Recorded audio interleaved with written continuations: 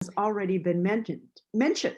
Vicki and I have known each other since joining Wild Ones, and I counted it up, Vicki, and I think it's about 20 years through the inspiration of Marty Rice, Yes. the founder of this chapter. Marty suggested to Vicki that she might take on a native plant garden that the Twin Cities chapter has been in partnership with the Minneapolis City Parks. And this is called the Nokomis Naturescape. When we were talking about this, Vicki and I had a few laughs about Marty's enthusiasm and ability to get people working together. And any number of us have been drawn in with Marty's comments of, maybe you could just start working on that area, or we could use your help. Anyway, Vicki has this same ability and grown the park's Nokomis Naturescape to a place of teaching, planting, and celebrating the wonder of monarchs in an annual event. Tonight, Vicki talks about a current community project in Southeast Minneapolis to introduce native plants in people's yards and parks. This project is now a beautiful stretch of flowers blooming and grasses waving in a mile of boulevards, areas of our yards that we usually avoid as a place suitable for gardening or creating habitat. For Vicki's example, we too can connect neighbors to plant beautiful results, making a difference in our neighborhoods.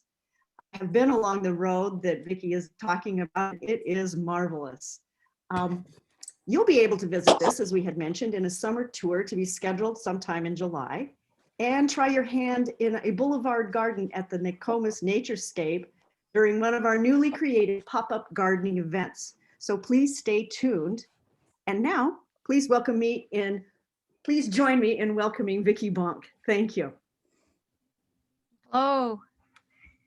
Hi. And am I doing this right, Holly? Sure. Are you ready for me to start the video while you open? Sure, you can start the video, and then I'll eventually do a large screen here. Somehow I've forgotten everything.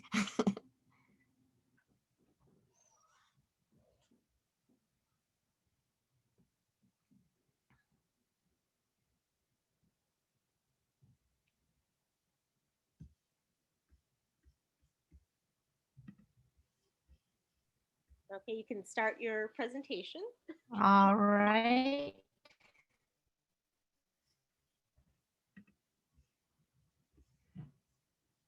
Well, hi all. That first video I realized was kind of buffered and not so easy to see, but basically it was a video of migrating monarchs and nectaring at a garden along the Monarch Mile.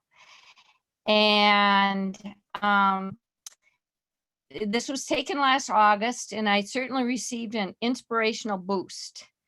The Monarch Mile is a project of the Nokomis East neighborhood that connects two of our pollinator habitat projects, the Nokomis Naturescape and the Gateway Garden. And what I saw was a delight that day. It was basically the effectiveness of a quarter for the monarchs as an essential migration nectaring resource, and for promoting their habitat.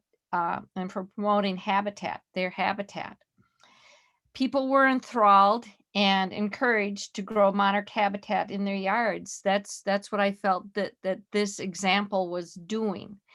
I witnessed it happening. It felt good. Felt like a success. One neighbor's yard inspiring the next. And that was indeed what was happening when I took time to talk to some of the neighbors there, that they actually saw what was happening in their neighbor's yard and were encouraged to do the same. The project, so it was an success with room to expand. In the midst of all the 2020 tribulations, here was something to celebrate. Anyways, the pandemic has renewed an interest in our yards as a sanctuary for ourselves, and hopefully for many a sanctuary for nature. For many of us, 2020 brought home how nature is healing, necessary, inspiring, and beautiful. There is no better time to restore our relationship to nature than now. And as you see, the title of this presentation is Connecting Community and Habitat.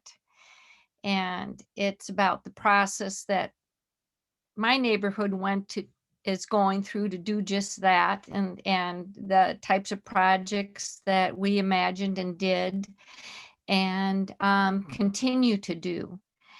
As for myself, I call myself a persistent volunteer and I align myself with people who know more than I do. And I learn from them. And what I bring to the table is creative ideas and, at this point, some experience. The video was to be here, but didn't quite work that way. But I'll go on to the next one soon. I don't know if you're seeing it or not. All right. All right. So this is a view of the Monarch Mile and up and down 50th Street from the Nokomis Naturescape to another habitat called the Gateway Garden. And basically the migrating monarchs found an abundance of their favorite nutritionally rich fuel for Mexico. You'll see a lot of pictures of monarchs and meadow blazing star in this presentation, I have to say, because if you want to see monarchs, there's no better situation than when meadow blazing star is in the landscape. People were delighted to see the monarchs by the hundreds, and there were up and down the street. It was a true success.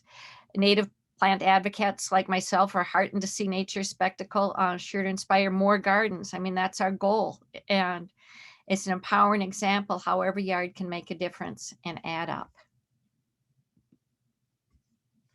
I'm going to need to just take a break here and make my own the screen smaller. Excuse me. How do I make this smaller so I can read this? Anyways, the projects are about in the theme of this presentation about connecting community and habitat, and these neighborhood projects are meant to encourage the following things: people to explore and enjoy natural areas and amenities in their neighborhood and surrounding area and beyond. Land stewardship begins at home, growing habitat right out your door.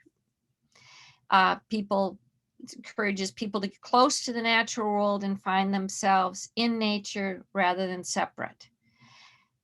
It encourages native plant habitats to grow and thrive, creating corridors where beings can benefit from the shared eco services.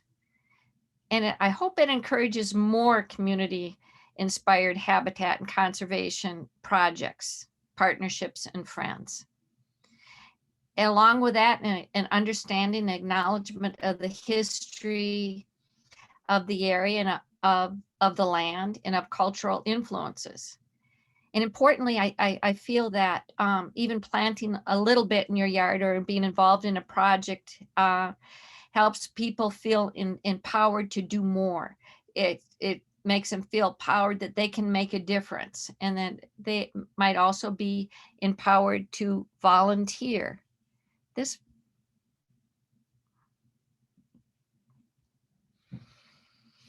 I like this quote, and I related to it in thinking about the work of all the monarch-related projects in Nokomis East. There's no power greater for change in a community discovering what it cares about.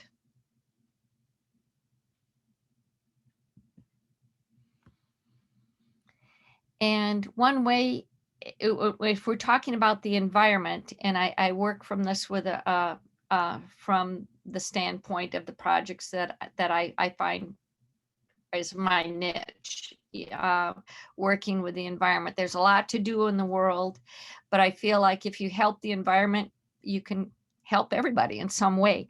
And so I do center and focus on projects that are about restoring natural habitat. And I would suggest when people are beginning in their own neighborhoods to take a look at what types of natural amenities and community features they have, and what gives your area a sense of place, and connect and uphold with these amenities. It might be nearby natural features, parks, water features such as creeks, rivers, lakes, might be a signature tree species. Like in our neighborhood, I always think of it as the bur oak.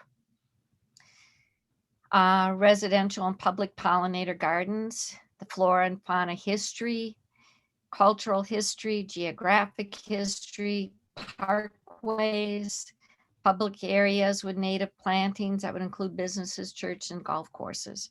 And you can see on this map that shows the Grand Rounds, our neighborhood is in the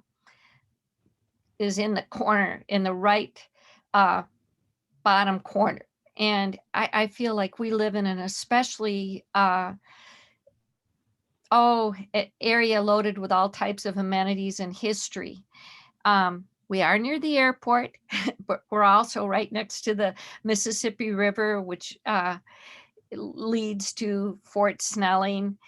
We're near Minnehaha Falls, Minnehaha Creek, and more.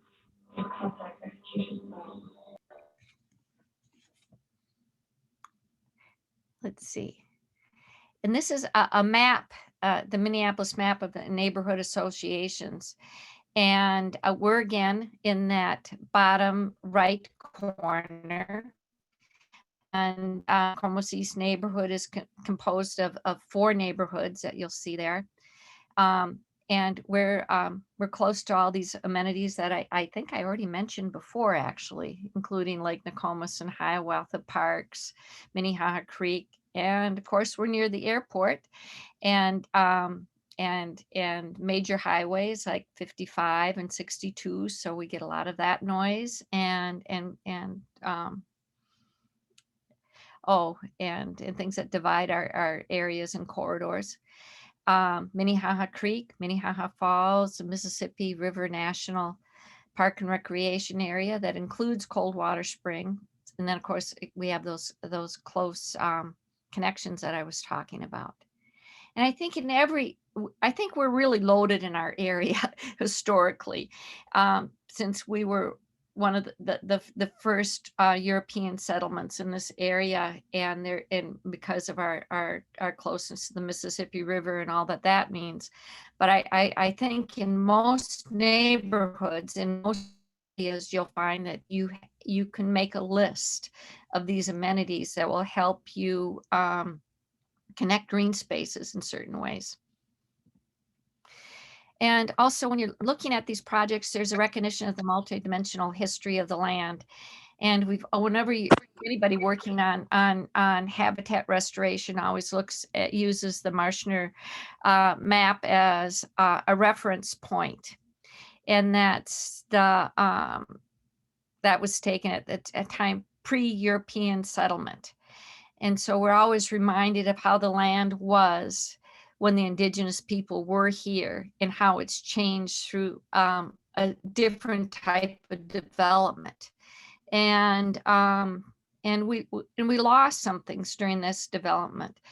And I think there's also what this year, 2020, really did bring home is recognition of acknowledging some of these other dimensions, and one of them is that we are on Dakota land in Minneapolis, and this is from the Lake Phalen project, and I would like to see some more similar things here in Minneapolis. We did have Lake Calhoun, fortunately renamed.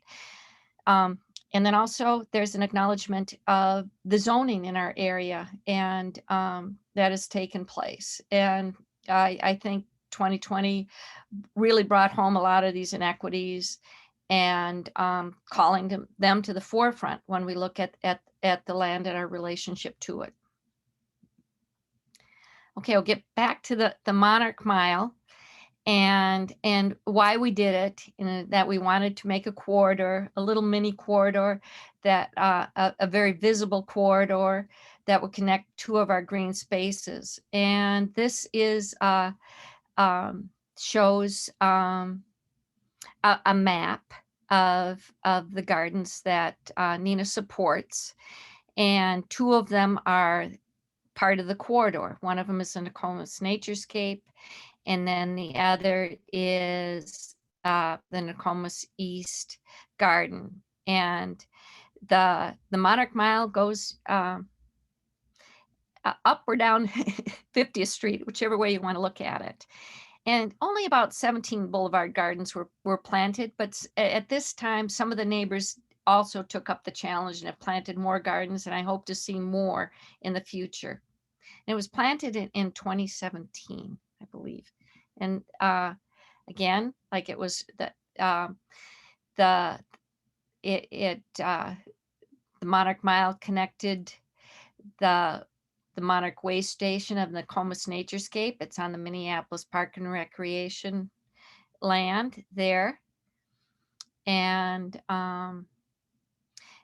with the Gateway Garden. And here you see a postcard that we've been giving out of the Nokomis Naturescape lately, and it shows the signature bur oak. And you can also see in that picture, again, the monarch butterfly on a meadow blazing star. You see the oak savanna hillside in the background with a Boulevard Garden in the foreground. And then to your right is a photo of a person that I wish I could meet again. Her name is Sonia. And I happened to go down to the Naturescape to see her, absolutely enthralled with the Lakeside Garden.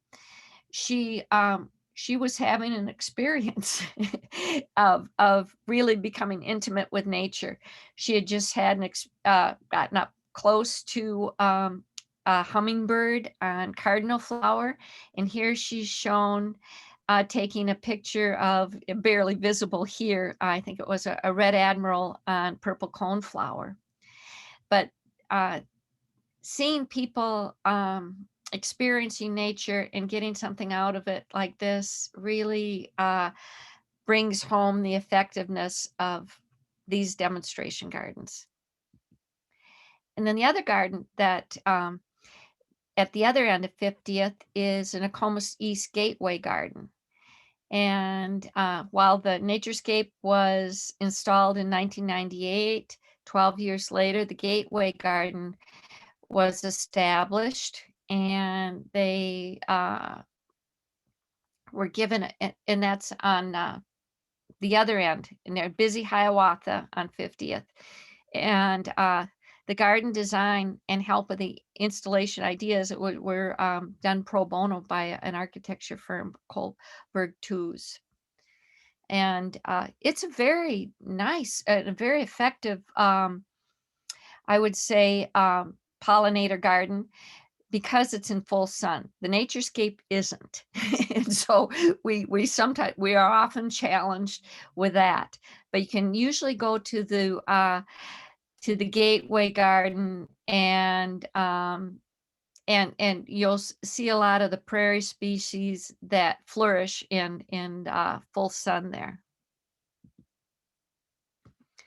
Again, this is a little bit about the Monarch Mile, and a little bit of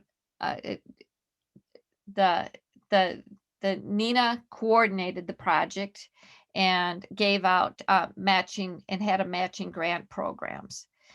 There was volunteer outreach that included wild ones and Nokomis Naturescape gardeneers. Metro Blooms designed and were in charge of coordination. And we also had a Minnehaha Creek watershed district steward helping with the program. And then additionally, Conservation Corps, the Conservation Corps helped with ground preparation. And I say all these things because there's a lot of partnerships that come into place to make things happen. And it's wonderful to see all the pieces come together. And there was this is one palette, and it was full sun, and there was also a palette for partial sun. And again, on this project, volunteer stewardship was an essential component. There you see some Naturescape gardeners that you might recognize on the left, having a good chuckle. I would like to remember what it was about. I don't. Maybe one of them does. And then on the upper right is Arun, and he was working on his watership stewardship certificate, is a master program. And so he helped amazingly with outreach for this. And there and below there's the Conservation Corps doing the ground prep. And these are a series of photos that I came back and took in August and September of monarchs migrating through. And it was a great opportunity to be able to tag monarchs. And that's another program that I'm working on with as what is that called? I can't remember what you call that kind of a program. But anyways, I received Monarch tags from Monarch Watch. I had Monarch Watch, and I purchased about 100 tags, and most of them I was able to do easily right along the Monarch Mile. And I didn't use a net. Instead, the monarchs were so intent nectaring on their favorite fuel food that I could go up to them and easily grasp them with my my thumb and my ring finger, and then release them right away, and they went back to nectaring, no problem. And while you'll see a lot of monarchs in this presentation, I hope to show you some of the other insects and pollinators that also visit these spaces. And I also hope that the people that have these gardens will have a chance to get intimate with these gardens and see these visitors up close and be encouraged by what their gardens are doing, and relay that to friends and neighbors. And in this picture, there's painted lady and a common eastern bumblebee nectaring on the liatris. And here's a tenuta moth. I don't know if I'm pronouncing it quite right, but they're a beautiful day moth. And I just like the feeling of going into the landscape and getting close and seeing what's there. And here's milkweed bugs. And when I see these bugs, another community in itself is the Milkweed Community. And I do suggest a book by, let's see, that's called the Milkweed Community. And it's put out by Monarch Lab, and Monarch Joint Venture has it now. And it shows you all the life that you can bring in just by planting milkweed. Milkweed, I'm talking about, is such an intriguing plant in itself. I really encourage people to grow it. And there's many species to choose from, of course, as we know. And here's a green sweat bee, and they're just a beautiful metallic green bee.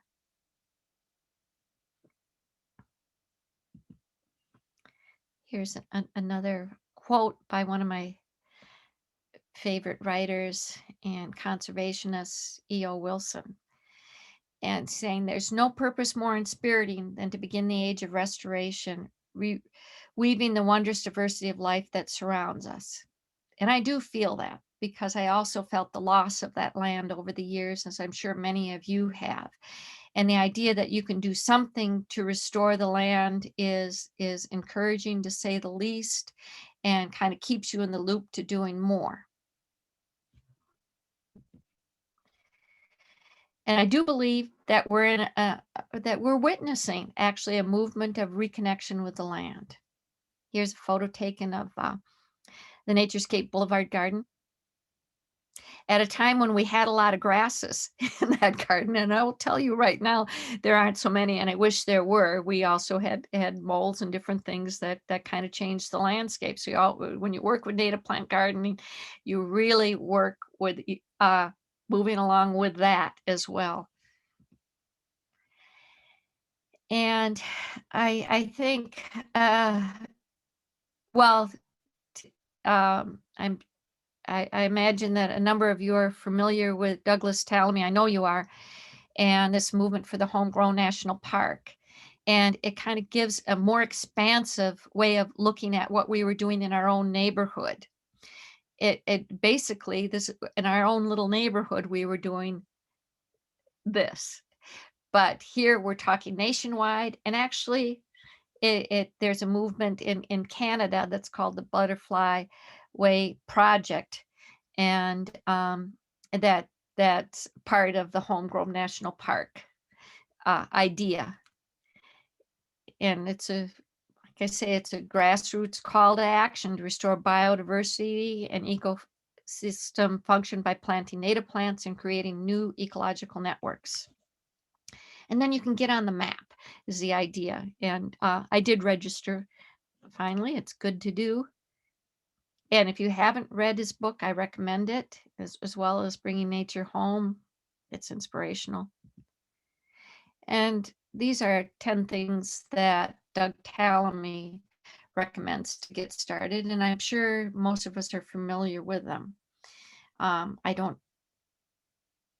won't go over them all. To shrink your lawn is a major one. We know how much acreage and miles, thousands of miles of land that lawns take up and take away from habitat that can be would have ecosystem services. So that's number one, and remove invasive species, and I can go right down the line, but I also wanted to highlight kind of the importance of networking with your neighbors, as well as educate your neighborhood civic association. I don't know if I've educated them, but we all came along together on this journey. And I would like to change this because I know I have a little picture in the corner there, but I can't remember what it is. Anyways, I'll just go on to the next thing. Oh, I know what it was. It was I was going to do a call out for while there's this is my yard, and you can see that I have I'm certified with National Wildlife Federation, and as a backyard wildlife habitat, and also as a Monarch Way station.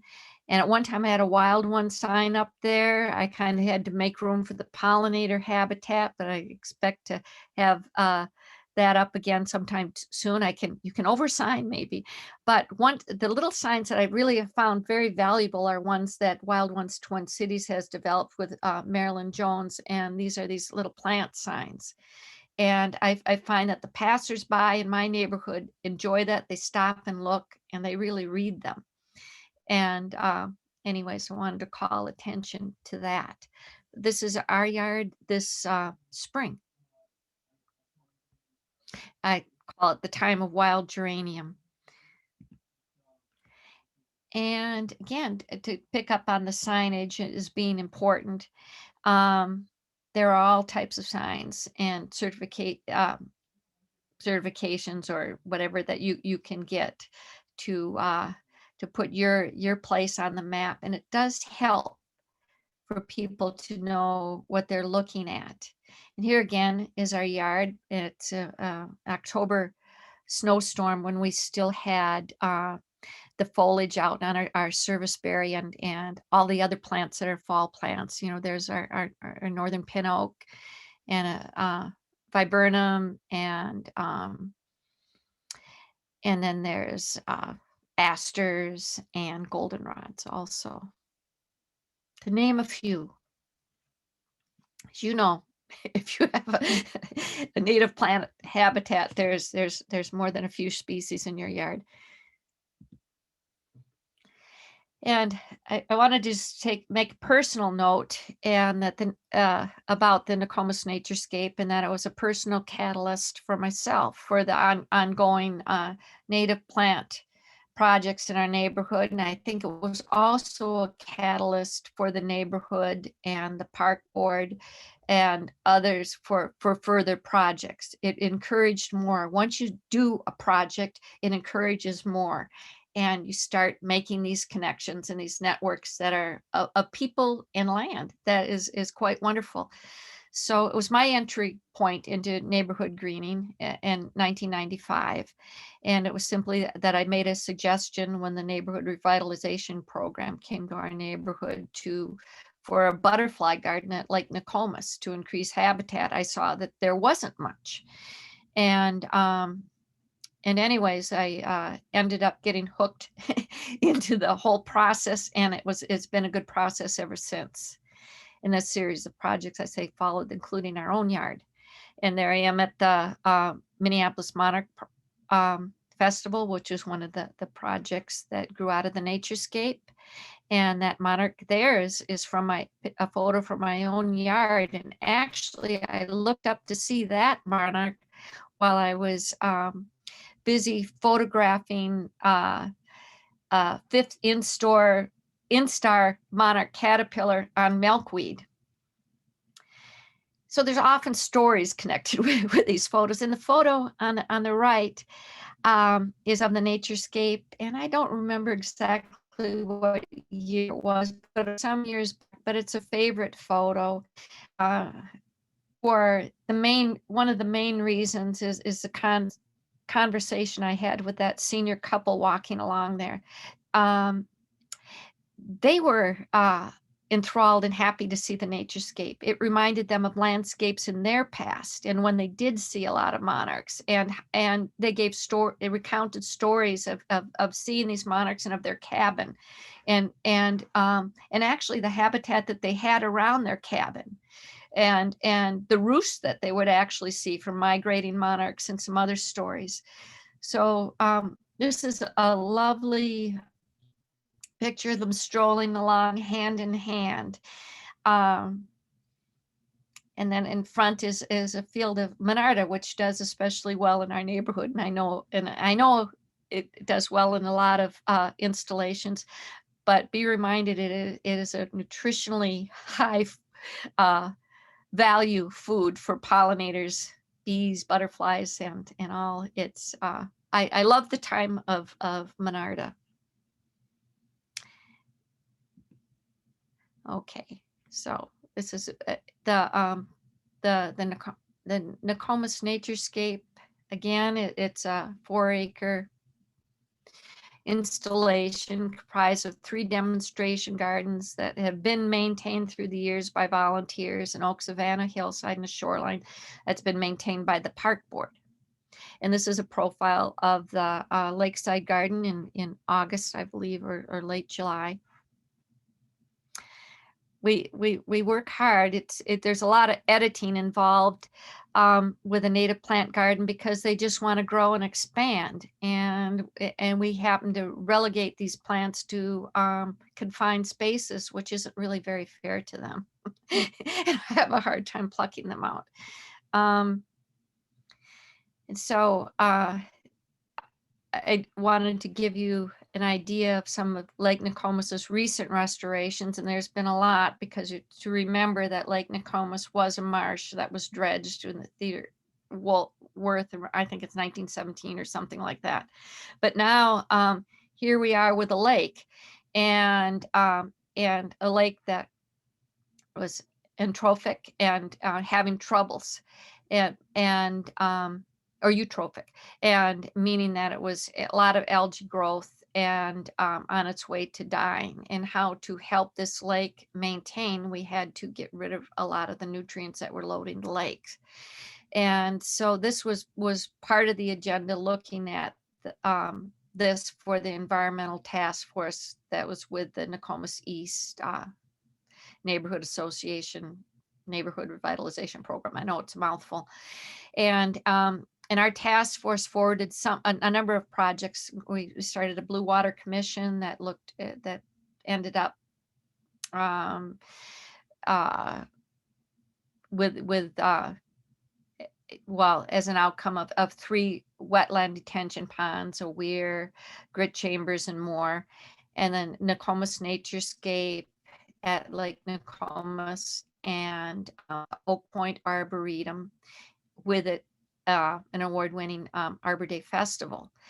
And all these projects around the lake, these habitat projects, were to not only be habitat for pollinators and wildlife, but they were also had a number of other eco-service, including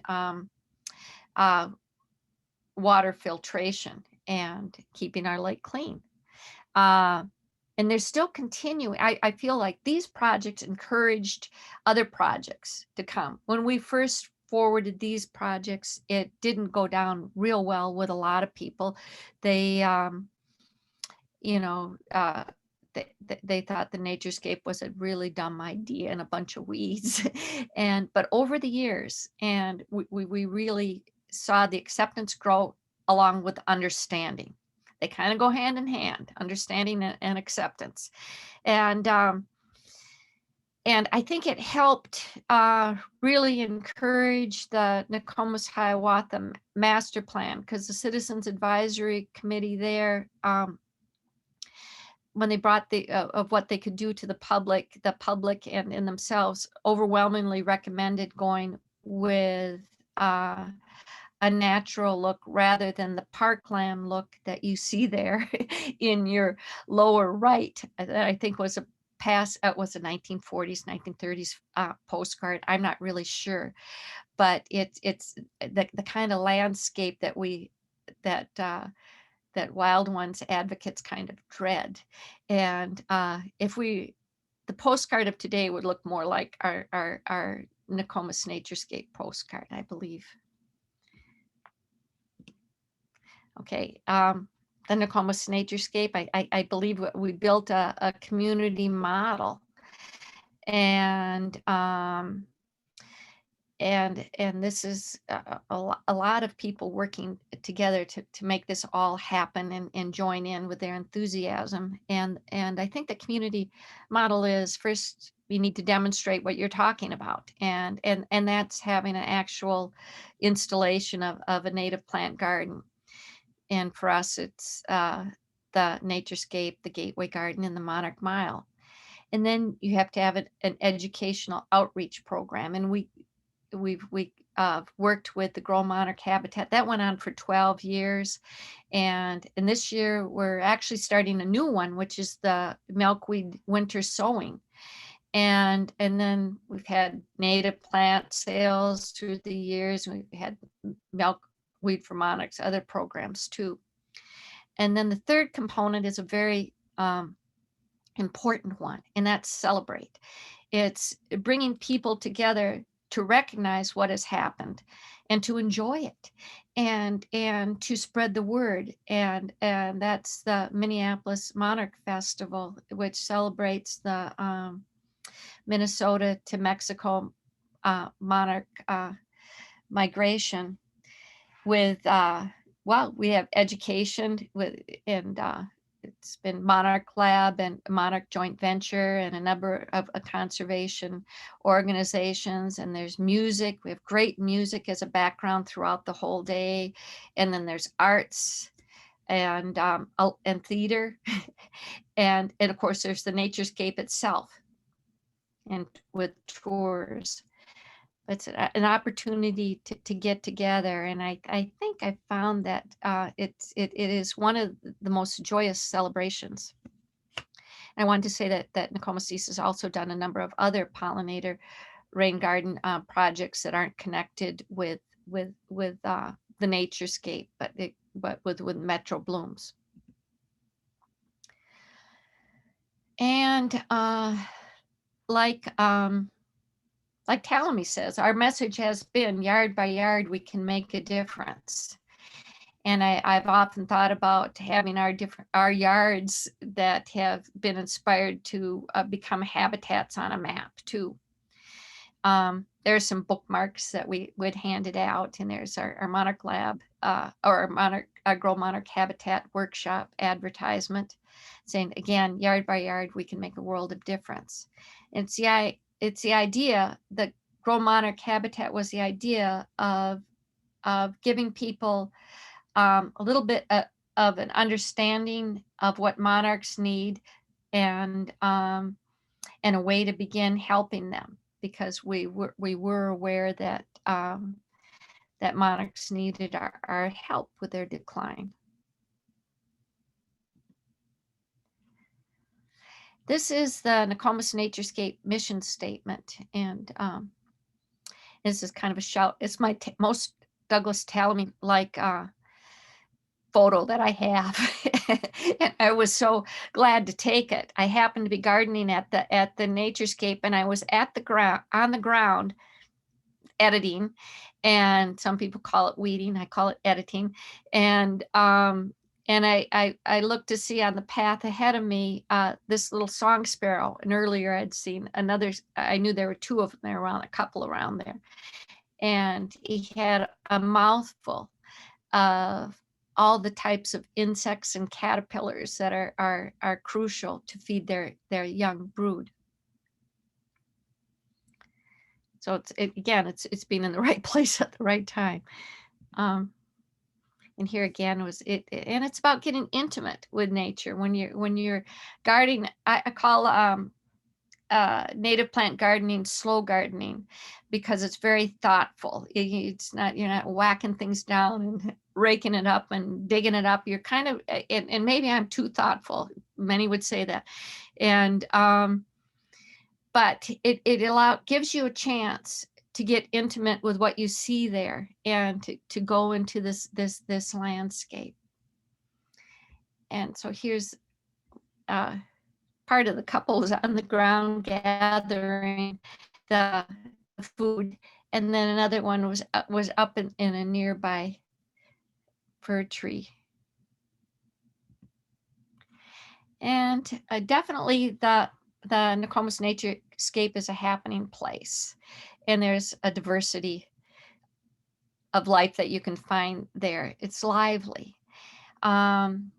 I got that name, that phrase, a happening place, from a neighbor who happened to come over to my yard to watch a monarch butterfly close. And while the monarch was closing, we looked around us and we saw all these different bees and butterflies and all this activity. And he said, "What? Your yard's a happening place." And I really like that, because that's what I think native habitats are.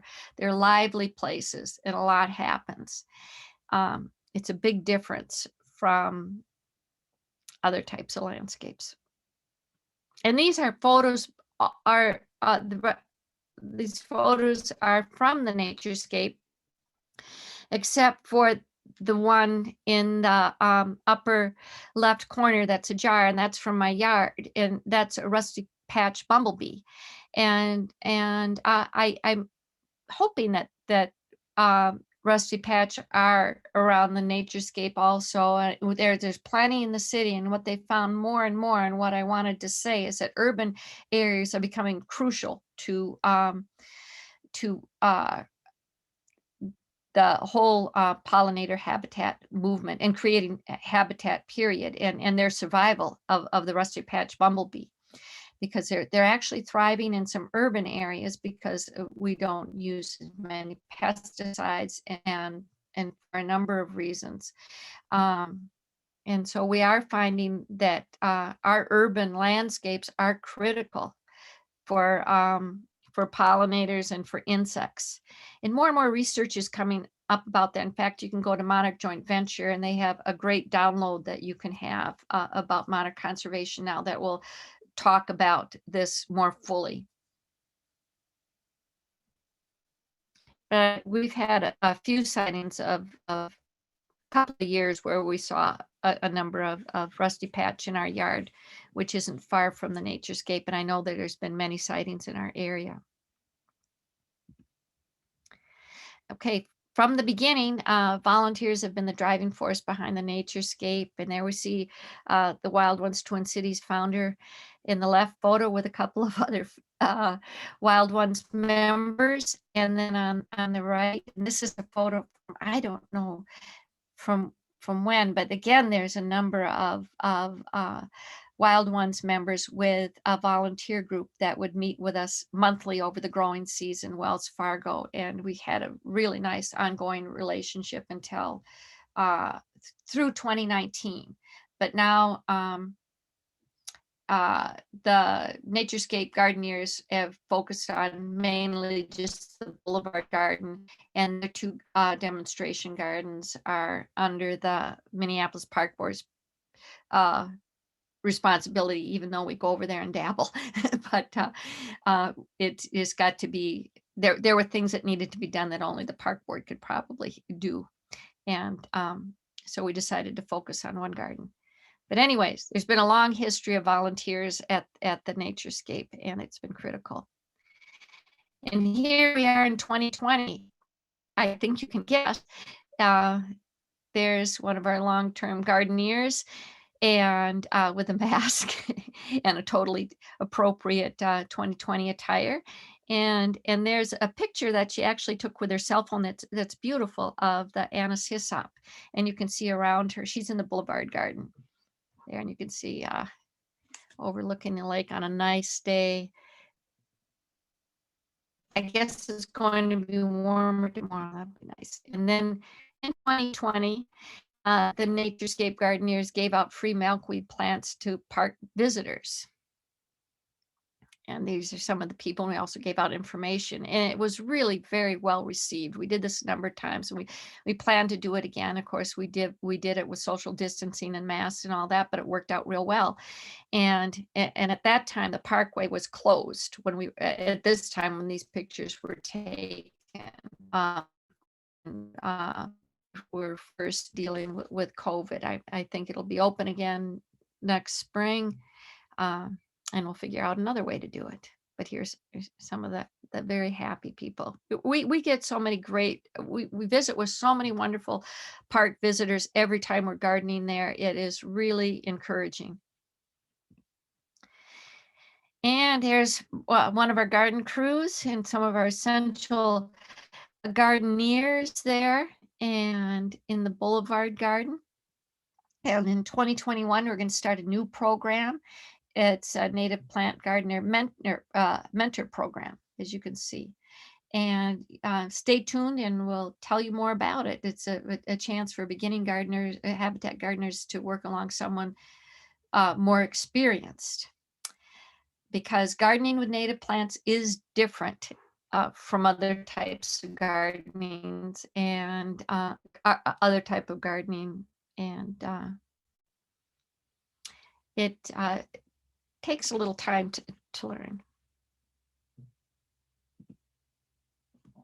And then coming up next weekend, we're going to have this this event, and this is the part of the model. We demonstrate with the gardens. Now we educate, and there's often overlap between these components, that's for sure.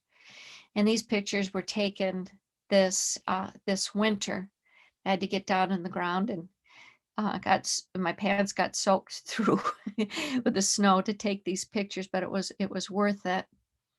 And that's a butterfly weed that was actually letting go of the seeds at that time. And you can see some of the seeds on the ground. And in order to have plants for next spring, you're going to need to sow your milkweed over the winter or now, and or through process. And I think a lot of programs out there about milkweed kind of just hand milkweed seeds over to people and tell them to plant them, but they don't really get into what needs to happen for milkweeds to germinate. And so we're having a program that addresses that.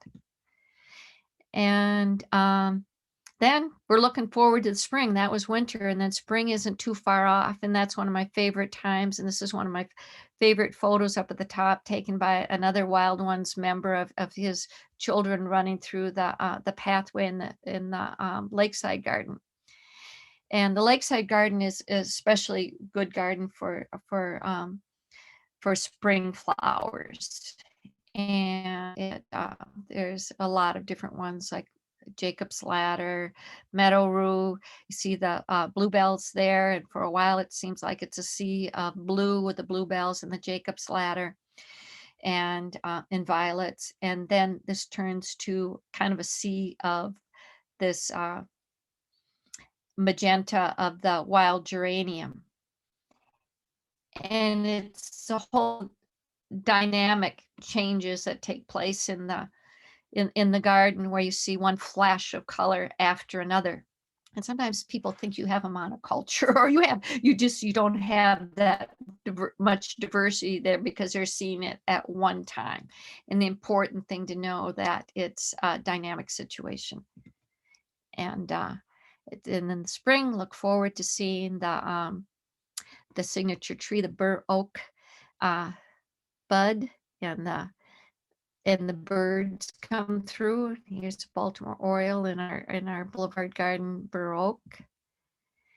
And then this was a photo that I took at the lakeside garden of an Oriole, and I thought he was looking down for something to eat, but actually what was happening is that she was probably harvesting the fiber from the swamp milkweed stems. And I found out later that they use those for making their intricate nest. And that's a photo of a nest we found on the ground at nearby Coldwater Springs. So all these connections kind of add up after a while, and this is just an example of one of them. Then this is in the summer, and we have a wonderful Michigan lily that was planted initially in 1998, and the Michigan lilies do thrive there. Not all the plants have, but they like the lakeside garden. Lead plant also does well there, as you can see here. And here's a corner of the lakeside garden, the same garden that you're looking at with all the bluebells. And you also see there's both swamp milkweed and common milkweed in there. And we often find a lot of caterpillars of monarchs alongside a lot of other ones.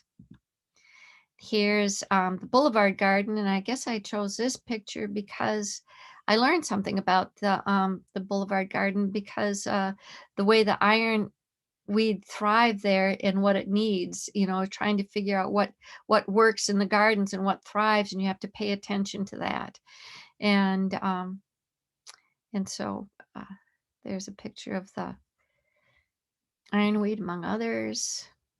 And then again, getting into the fall, you get your asters and your goldenrods, or in this case, it's another beautiful gold flower, which is, we have a variety of rudbeckias there. The grasses seed and bloom, and then there's the seed heads of the butterfly weed. And the fall is beautiful. It just, with the seed heads, it brings its own glory. And there's one of our gardeners. It's one of my favorite pictures of her harvesting some seeds.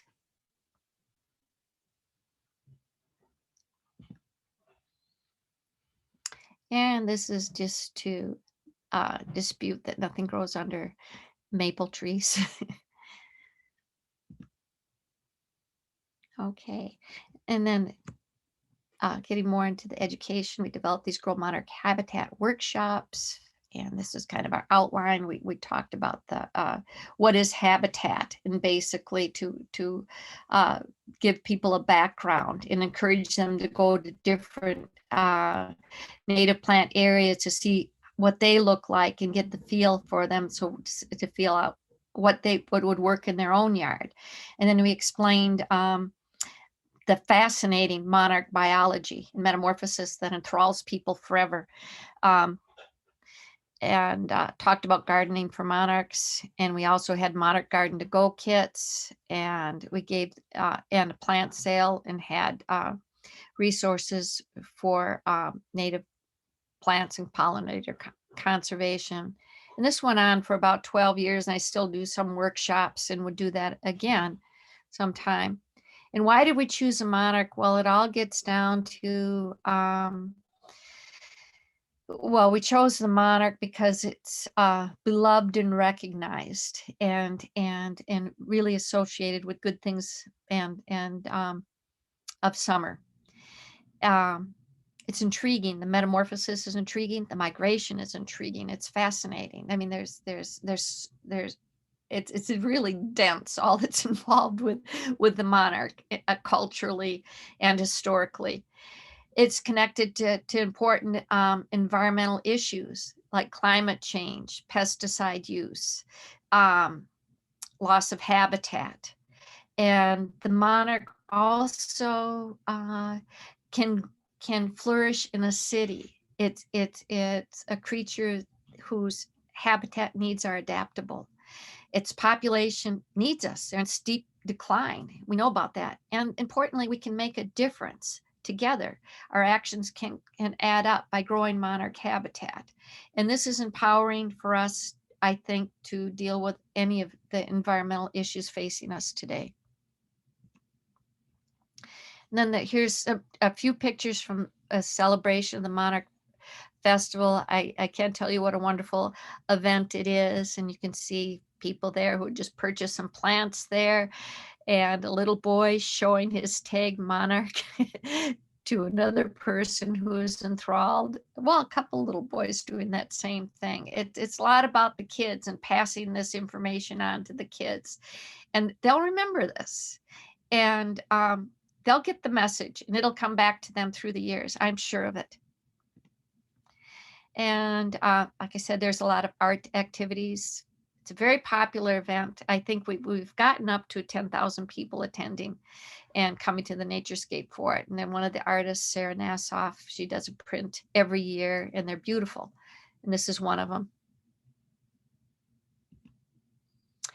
Again, some pictures. There's a Naturescape gardener at the Naturescape showing some teens. Well, I think she's introducing them or talking about common milkweed, and probably, I wouldn't doubt that they're seeing a monarch right there. And then on the left, we'd run out of flyers for this pollinator garden informational piece, and this little boy was taking a photo of it, and I very much appreciated it.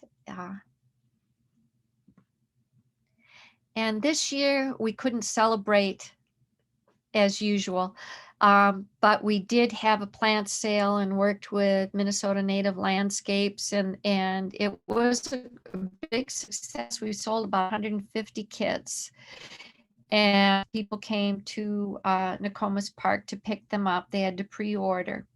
And also we had this art from an artist, and I'm going to forget the name, but she's associated with Minneapolis Institute of Arts, and a Colombian artist. And I'm sorry, I don't have that information there, but you can still see this piece at MIA and have a photo up there if you'd like.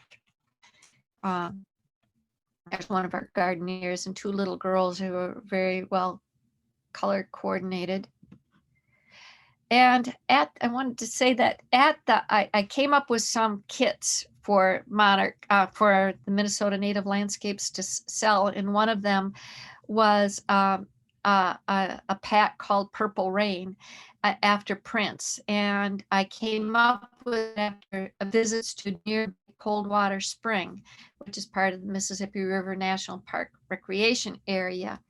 And in midsummer, there's a time when a number of purple flowers are in bloom, including wild bergamot, purple prairie clover, and anise hyssop. And there's anise hyssop and hoary vervain and some other ones. And it creates just this beautiful, beautiful landscape of purple. and I thought of it as Purple Rain. And that is was a selling kit. And another reason why I mention this is to go to natural areas near you to get ideas of what can grow in your yard, and you look for the sunny areas or the shady areas or whatever, and you can readily find something that would be suitable in your yard. So again, this is Coldwater Spring, and I go down there a lot and visit all through the year, because it has very good walking paths for me. Looking forward to the spring. One of my favorite places is an oak grove there. Bur oak's our signature tree there, and also they have some wonderful black ash still there, and cottonwoods, and it's enthralling. But this is just a call out for you can get some landscaping tips from nearby natural areas. Here's our yard with the bloodroot coming up, and that'll be the first thing I'll look forward to in our yard. And you can see there's still the snow behind it, and there the bloodroot is pervasive also at Coldwater Spring. And there's a lot of plants that are in our yard that are also pervasive at Coldwater Springs and Fort Snelling and Minnehaha Park and all along that area. And I've found that the plants that thrive in my yards are the same as the ones that are thriving there. And it's I would like to do more about coming up with a list of what those plants are and giving that to our neighborhood for one of the next projects, and for them to look at. And there are some remnants, both woodland remnants and prairie remnants along the Mississippi gorge, and in this whole area along the Mississippi near our house, that is a very, very, very much a cue of for the neighborhood, the adjoining neighborhoods. Then giving a heads up for a summer event. The Wild Ones Twin Cities is renewing their summer garden tours, and the date will be announced. And one of the tours will be growing habitat corridors in the Nokomis East neighborhood. And you can see how all these things can connect and add up to more. And that's the whole purpose is to grow habitat. And on the right, there's a Naturescape, Monarch Mile, my home, then Coldwater Spring. And just ending on this note, in the end, we will conserve only what we love. We will love only what we understand, and we will understand only what we have been taught. And I feel that's kind of a mission for us native plant habitat advocates, is to bring this experience to others to share and for future generations to pass on. Thank you.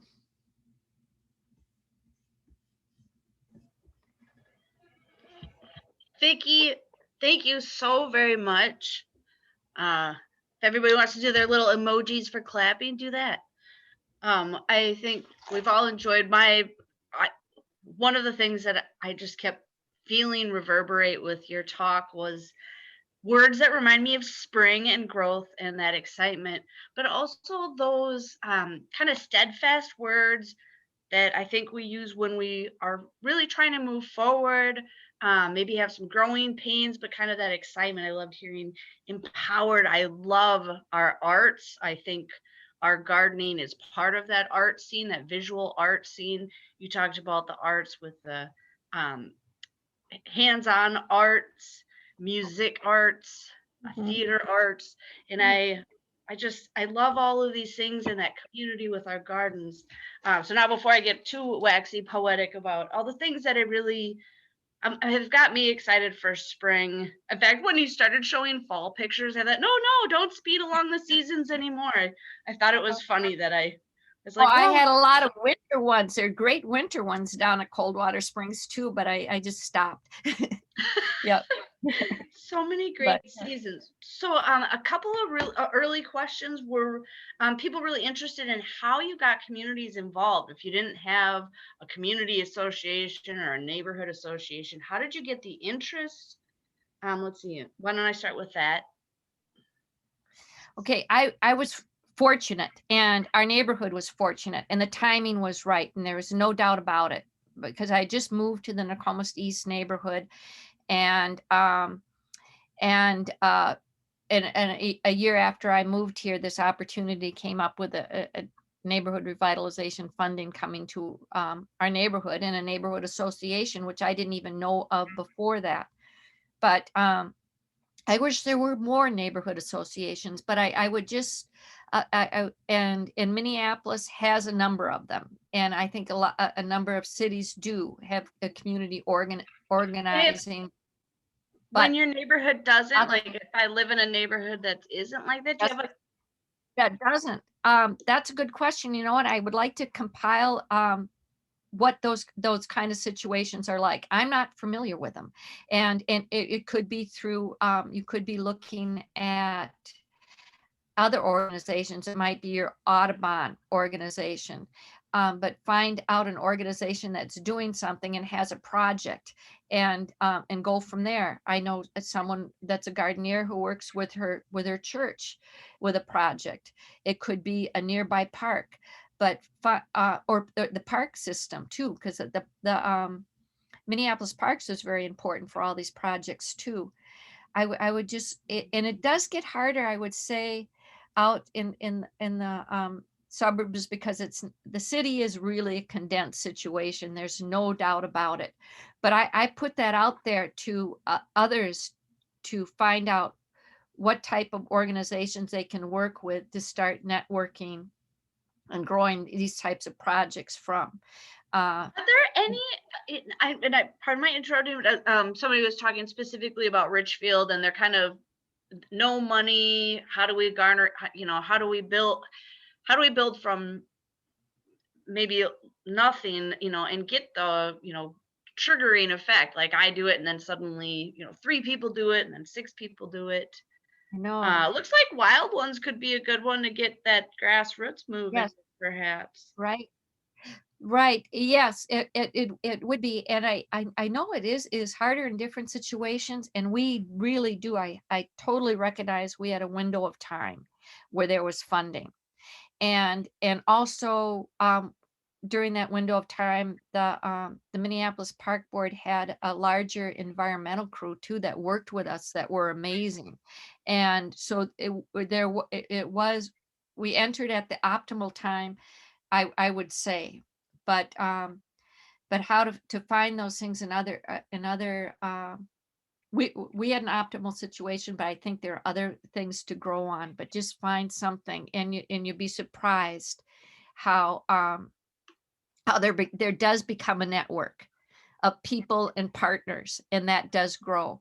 And I would suggest that Monarch Joint Venture, to look on their website for one thing, or Xerxes or others to get ideas. Um, yeah. Excuse me. And then within that, oh, what when you finally got the interest and everybody's ready to plant up their boulevards, what plants would you suggest? Something bright and showy to help, or like meadow blazing star, or what would you recommend for that? Well, yeah, it depends upon how large your space is, but it is nice to have plants that, like we say, that go over kind of like 3 seasons: in early spring, midsummer, and then later into the fall. And for boulevard plantings, you have to find out how much sun, the whole thing, how much sun, and what the soil is like, to go from there. But if you have an opportunity to plant meadow blazing star, I would say go for it.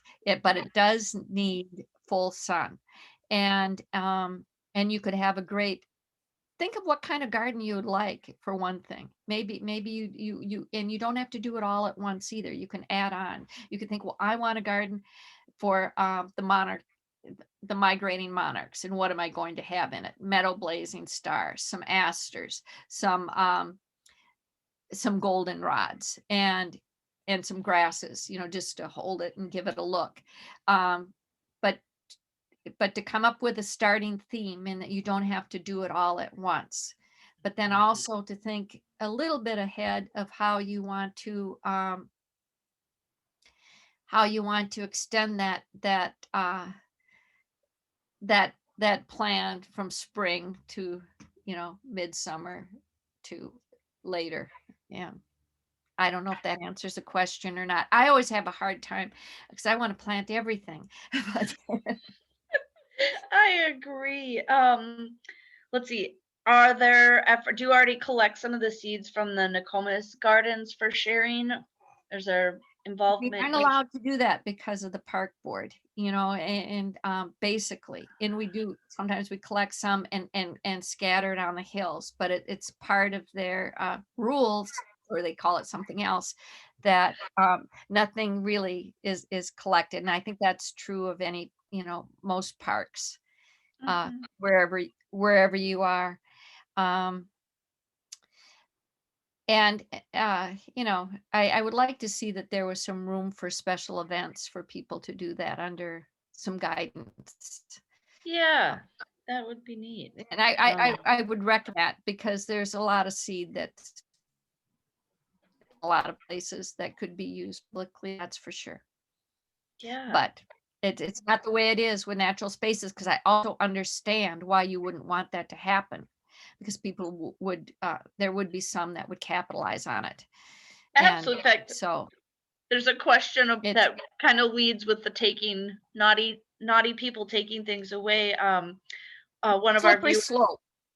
one Yeah. of our viewers works as volunteer at a garden, and they have some issues with people taking the monarch caterpillars home and rearing them out. How do you Yes. discourage people from rearing them in general, and how do you have let the nature stay out in the nature? That's had to be more of a discussion lately. And I've had to have it with people visiting the Naturescape that I've gotten to know through the years, and I know what they're doing. They're looking for monarchs, and they're collecting milkweed, and they're doing these things. But so we do have to have a conversation about it's all right to take, sometimes I'll say, okay, you have one here and rear that, but and I'll go into a conversation of why rearing isn't.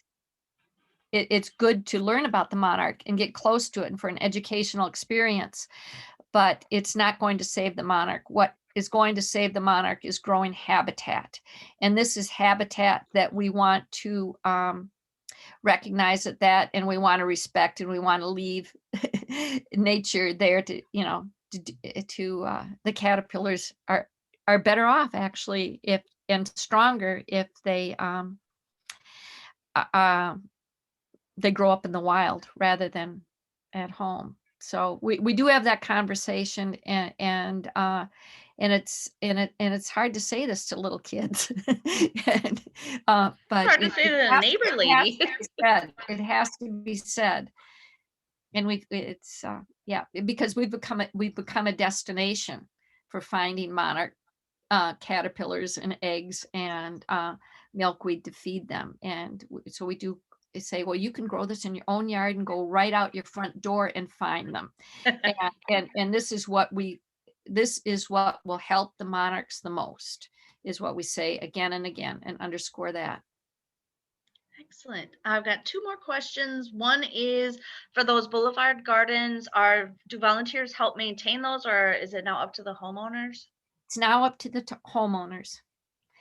Except a couple of gardeners have taken upon themselves to visit one of the people that had a garden installed and help them maintain it.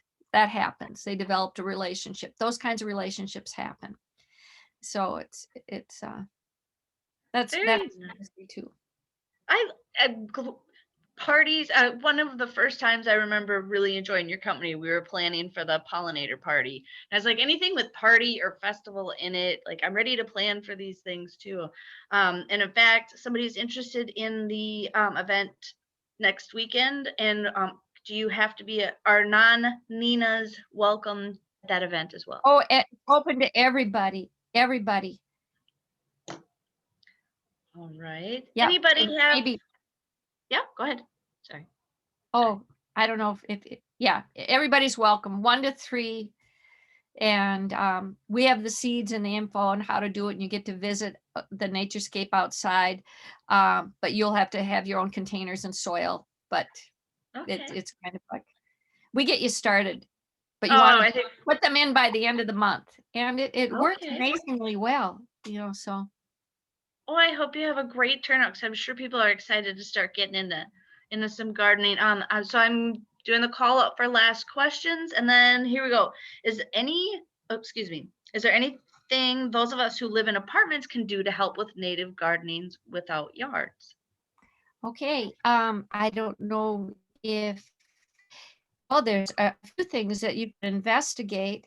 One of them is you could volunteer at any number of places like the Naturescape, or or any other public gardens that you know of, or a friend's garden. You can also, there are definitely good pollinator plants that you can pot, and some of them are native and some are not. But you have choices of what you could put on your balcony, for instance.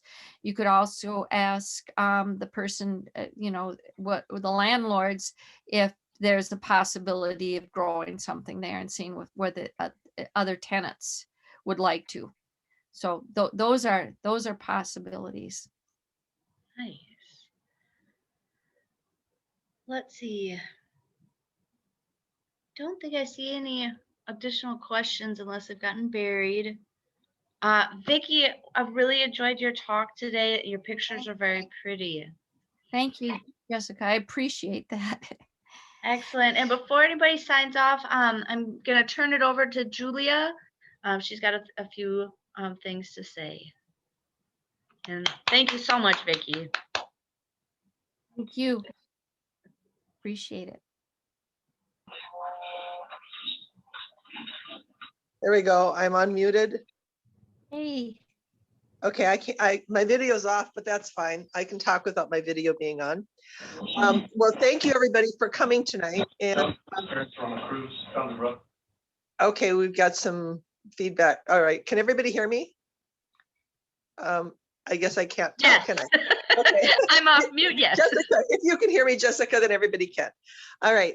So normally in the spring, Wild Ones had this tradition of having some basic 101 type of native plant gardening event in April. But because of the pandemic, we're not going to be able to have our normal table topics thing. So what we're doing instead is we're doing a mini series, and it's going to be March, April, and May, a 3-part mini series. And we're going to kind of be tackling one of the latest threats to our personal gardens and our natural areas in Minnesota. And that's a new invasive, which is jumping worms. And not just jumping worms, but, you know, we have this thing where things travel from one garden to another. So we're really going to be addressing our native plant gardening in an ever-changing environment. And that's the environment of how to, as Jessica said, we're working up titles for this: Catch Them Before You Spread Them, How to Recognize and Manage New Negative Impacts in Your Urban Garden.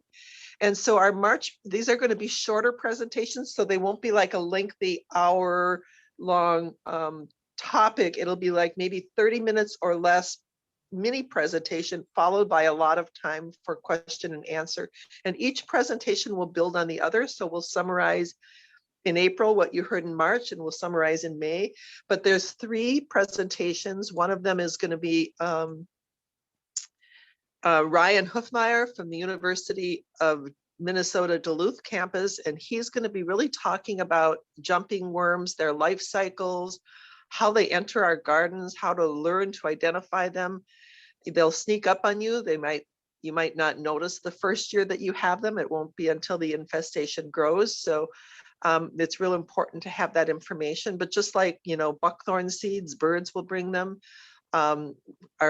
The tread on our car tires, on our boots, we bring things into and out of our gardens all the time. And so in our April and May presentations, we're going to be talking about ways in which we can garden without introducing new species that were guests, unwanted, or by not having things leave our garden. So we're going to be talking about how to share your plants by bare rooting them, rather than bringing your soil to the next site, and growing plants from seeds as a means of looking at how we garden differently. What we're really trying to do is avoid the plant swaps. Plant swaps are one of the biggest spreaders of invasive species that we have, particularly in our metro area. And so that's what our March, April, and May presentations are going to be about. And I hope we see all of you there and more. So that's it. Thank you. Did I cover everything? I hope. You did a great job, Julia. Thank you. Well, And thanks, Vicki, Karen. I want to say again, really appreciate your putting this together and showing us such gorgeous pictures throughout the year. Thank you. So Vicki, that was lovely. Yes, thank you. Thank you. Thank you. And look forward to your talk, Julia. All right. Well, I guess that's it, right? yes, unless anyone has any questions, please email us or text. And thank you so much for joining us today. And this has been recorded. So if you have a friend who